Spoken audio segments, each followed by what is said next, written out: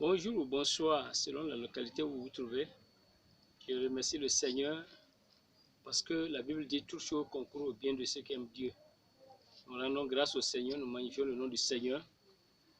Et compte tenu de la situation qu'il prévoit dans le monde, nous sommes les hommes de Dieu, nous sommes des prédicateurs, on ne peut pas dormir. On a toujours été des envoyés de Dieu pour pouvoir aider le monde. Nous sommes des êtres humains comme les autres, mais Dieu nous a donné une mission. Voilà, comme chacun peut voir la mission qu'il a sur la terre, il y a des gens qui sont des présidents, ça c'est la mission qu'ils exercent. Ils seront jugés par rapport à cela, selon le gouvernement, comment ils gouvernent. Il y a des gens qui sont des docteurs et ils seront aussi jugés, c'est la mission que Dieu les a donnée. Dieu va les juger par rapport à la mission. Et il y a plein de personnes sur la surface de la terre. Nous, et moi particulièrement le travail que Dieu m'a donné, je suis un pasteur.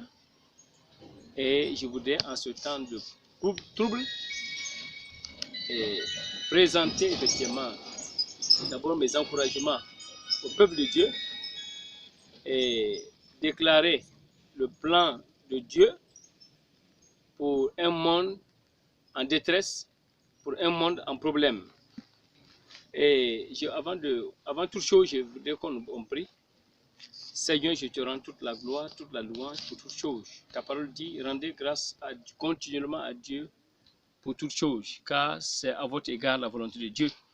C'est pourquoi je bénis ton nom, je lève ton nom pour ces temps de circonstances, ce temps difficile que la planète est en train de traverser. Nous savons que la maladie coronavirus ne dira pas le dernier mot.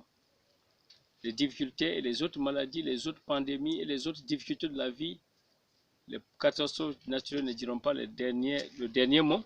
C'est toi, Créateur, qui dira le dernier mot. C'est pourquoi nous voulons, à travers cette parole, Seigneur, demandons que tu nous inspires pour encourager le monde entier, encourager ton peuple, encourager ceux qui ne savent pas ce qu'il faut faire.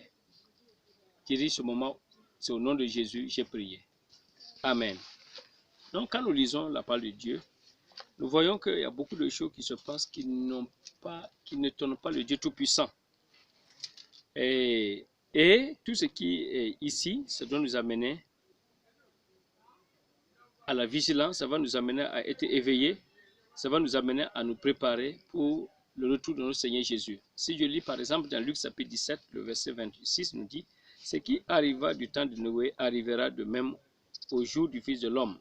Les hommes mangeaient, buvaient, se mariaient et mariaient les enfants, jusqu'au jour où Noé entra dans l'arche. Le déluge vint et les fit tous périr. Ce qui arriva du temps de Lot arrivera pareillement. Les hommes mangeaient, buvaient, achetaient, vendaient, plantaient et bâtissaient. Mais le jour où Lot sortit de Sodome, une pluie de feu et de soufre tomba du ciel et les fit tous périr. Il en sera de même le jour où le Fils de l'homme paraîtra. En ce jour-là, que celui qui sera sur le toit et qui aura ses effets dans la maison ne descende pas pour les prendre, et que celui qui sera dans les champs ne retourne pas non plus en arrière. Souvenez-vous de la femme de Lot.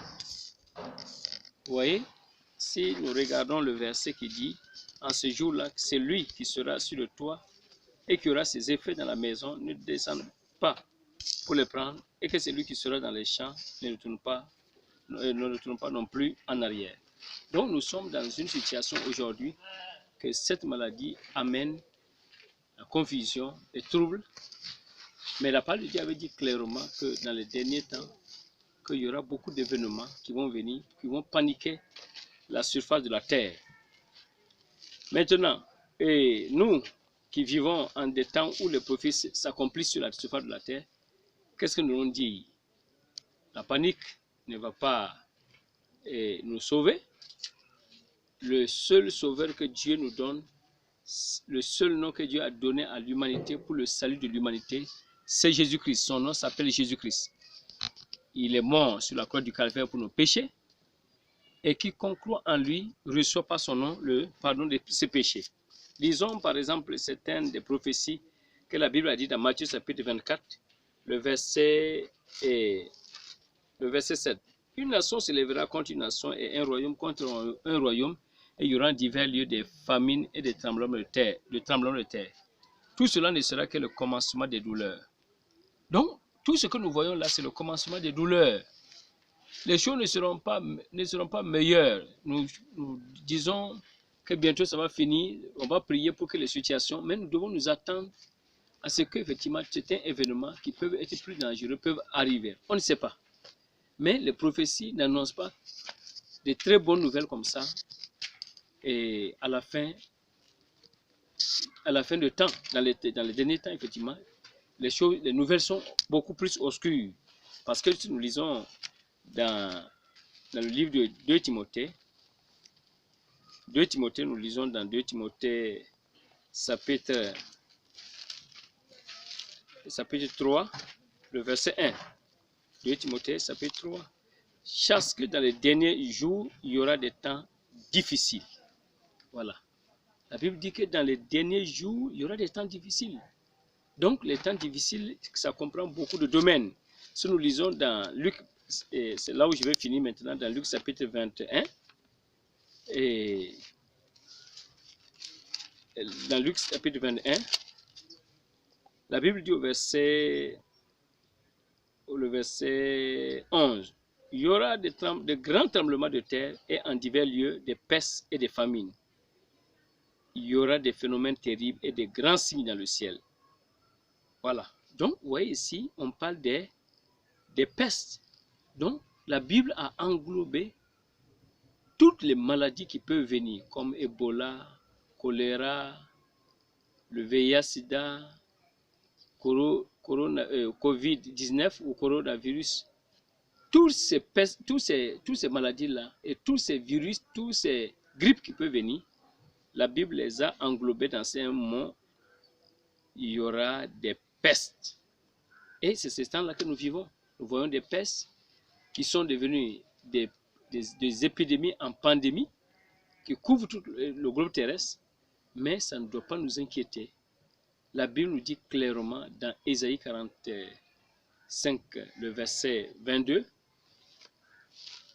et dans Ésaïe 45, le verset 22, on va voir ce que la Bible dit clairement. Tournez-vous vers moi et vous serez sauvés, vous tous qui êtes aux extrémités de la terre, car je suis Dieu, il n'y en a point d'autre. Voilà, c'est le moment que chacun doit se tourner vers le Seigneur, doit se tourner vers le Dieu Tout-Puissant. Voilà, se tourner vers lui comment?